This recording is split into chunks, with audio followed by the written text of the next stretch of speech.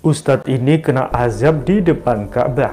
Kaki Ustadz ini tiba-tiba berdarah di depan Ka'bah. Ternyata Ustadz ini telah melakukan hal zalim yang membuatnya langsung kena azab.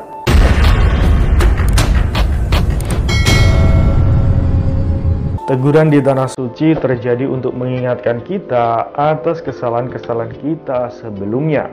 Hal ini supaya kita cepat menyadari kesalahan dan dosa, kemudian langsung bertobat kepada Allah Subhanahu wa Ta'ala.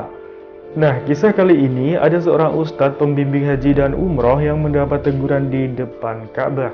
Kaki ustadz ini tiba-tiba berdarah membuatnya jadi kesakitan. Apa yang telah dilakukan ustadz pembimbing ini sehingga mengalami hal seperti itu ya? Tonton video ini sampai selesai ya sobat, supaya tidak gagal paham. Ada seorang wanita yang pergi umroh ke tanah suci, sebut saja namanya Dewi. Dewi merupakan seorang single parent atau janda yang bekerja di sebuah kantor. Cita-cita Dewi sangat mulia, yaitu bisa menghajikan kedua orang tuanya. Dewi pun menabung demi mewujudkan cita-citanya tersebut. Akhirnya terkumpullah uang untuk memberangkatkan haji orang tuanya itu. Setelah itu Dewi pun mendaftarkan orang tuanya untuk pergi haji. Sebenarnya Dewi sendiri juga sangat ingin ke tanah suci untuk beribadah, tapi ia kesampingkan keinginannya itu demi mendahulukan orang tuanya. Nah, setahun sebelum orang tua Dewi itu berangkat haji, tiba-tiba Dewi dapat ajakan dari temannya yang membuatnya sangat senang. Ya, Dewi diajak umroh sama temannya itu. Semua biaya ditanggung sama temannya tersebut. Dengan senang hati, Dewi pun menerima ajakan temannya itu. Dewi pun berangkat umroh ke tanah suci bersama temannya itu dan jamaah yang lain. Nah, sebelum berangkat itu, ibunya Dewi berpesan kalau Dewi harus bisa mencium Hajar Aswad.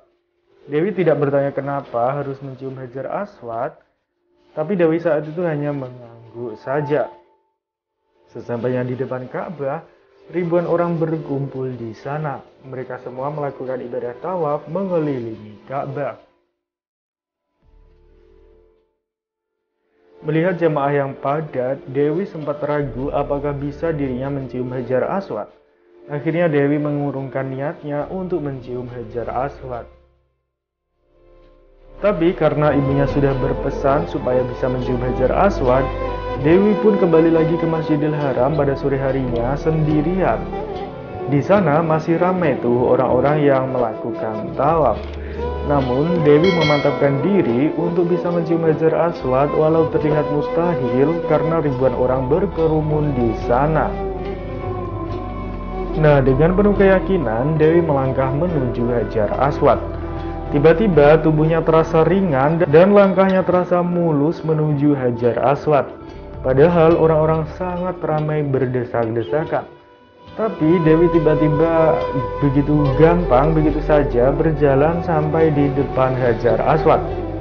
Terlihat di sana orang-orang bergiliran mencium Hajar Aswad dengan cepat. Lalu tibalah giliran Dewi mencium Hajar Aswad. Baunya harum dan hal itu terasa seperti keajaiban. Tidak ada 1 menit Dewi mengantri mencium Hajar Aswad itu. Kemudian Dewi pun kembali ke pelataran Ka'bah dan keluar dari kerumunan ribuan jamaah itu.